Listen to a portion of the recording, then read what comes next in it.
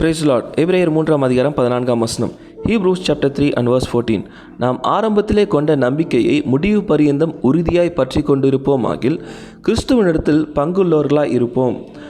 ஆரம்பத்தில் கடவுள் மீது வைத்திருக்கிற நம்பிக்கை, விசுவாசம், அன்பும் நமக்கு காலங்கள் கடந்து செல்லும் போதும் எந்த சூழ்நிலை வந்தாலும் மாறாமல் இருக்குதா என்று சொல்லி நாமே ஆராய்ந்து பார்க்க வேண்டும்.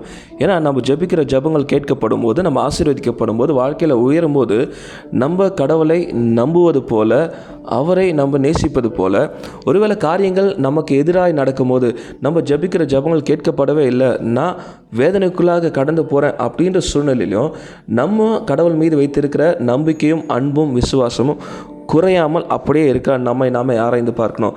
ஏன்னா ஆரம்பத்தில் இருக்கிற அன்பு ஒருவேளை சோதனை வரும் என்று சொன்னால் இன்றைக்கி அநேக பேர் குறைவாக காணப்படுகிறது. ஆனால் சோதனையை சகிக்கிற மனுஷன் பாக்கியவான் என்று சொல்லப்பட்டிருக்கிறது. உண்மையாகவே ஒரு குழந்தையைப் போல தான் எதிர்பார்த்ததை தன் தகப்பன் வாங்கி கொடுக்கும்போது சந்தோஷமாக இருக்கிற குழந்தை ஒருவேளை தன்னுடைய தகப்பனார் தான் கேட்குறத கொடுக்கலனாலும் அது சோகமாயிடும். ஆனாலும் தன்னுடைய தகப்பன் மீது வைத்திருக்கிற அன்போ இல்லை தகப்பன் தன்னுடைய குழந்தை மீது வைத்திருக்கிற அன்போ ஒரு நாளும் குறையாது. ஏன்னா தான் எதிர்பார்க்கிறதை தன் தந்தை செய்யலைனாலும் தமக்கு ஒரு பிரச்சனை வந்தால் அந்த குழந்தை நம்பிக்கையோடு மறுபடியும் தேடி ஓடுகிறது தன்னுடைய தகப்பனார் தான். இல்லை மறுபடியும் எதனா தேவை அப்படின்னா மறுபடியும் அதே தகப்பனார் தான் தேடி ஓடும். இப்படிப்பட்ட ஒரு குழந்தை உள்ளத்தை போல கள்ளம் கபடம் இல்லாமல் உண்மையான ஒரு நம்பிக்கையும் அன்பும் பாசமும் கடவுள் மீது நம்ப வைத்திருப்போம் என்று சொன்னால் சோதனையை சகிக்கிற மனுஷன் பாக்கியவான் என்று சொல்வதை போல நாமும் கடவுளுடைய பங்காளிகளாய் மாறி ஆசீர்வதிக்கப்பட்டவர்களாய் பாக்கியவான்களாக இருப்போம். அப்படி என்ன பாக்கியத்தை பெற்றுக்கொள்ள முடியும் அப்படின்னா, கடவுளிடத்தில் அப்படி என்ன ஸ்பெஷலாக இருக்குது இயேசுக்கிட்ட அப்படின்னா, நிச்சயமாக நம்மகிட்ட இல்லாத ஒன்று மிகப்பெரிய ஒரு பொக்கிஷம் பரிசுத்தம். ஏன்னா பரிசுத்தம் இல்லாமல் யாரும் பிதாவை தரிசிக்க முடியாது. நம்ம பரலோக ராஜ்யத்துக்கு போனோம் அப்படின்னா நமக்கு பரிசுத்தம், ஹோலினஸ் இருந்தால் மாத்திரம்தான் நம்ம போக முடியும்.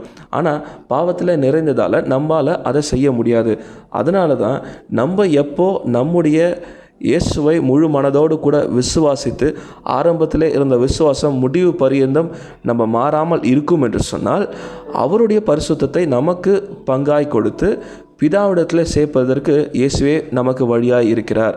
அப்படி நம்முடைய அன்பும் பாசமும் நம்பிக்கையும் கடவுள் மீது குறையாமல் இருக்கும் என்று சொன்னால் நிச்சயமாக கிறிஸ்துவுக்கு பங்காளிகளாய் அவருடைய பரிசுத்தத்தை பெற்று நித்திய ஜீவன், பரிசுத்த வாழ்க்கை, அதாவது பரலோக ராஜ்யத்தை அடைவதற்கு நம்ம ஆசீர்வதிக்கப்பட்டவர்களாக இருப்போம்.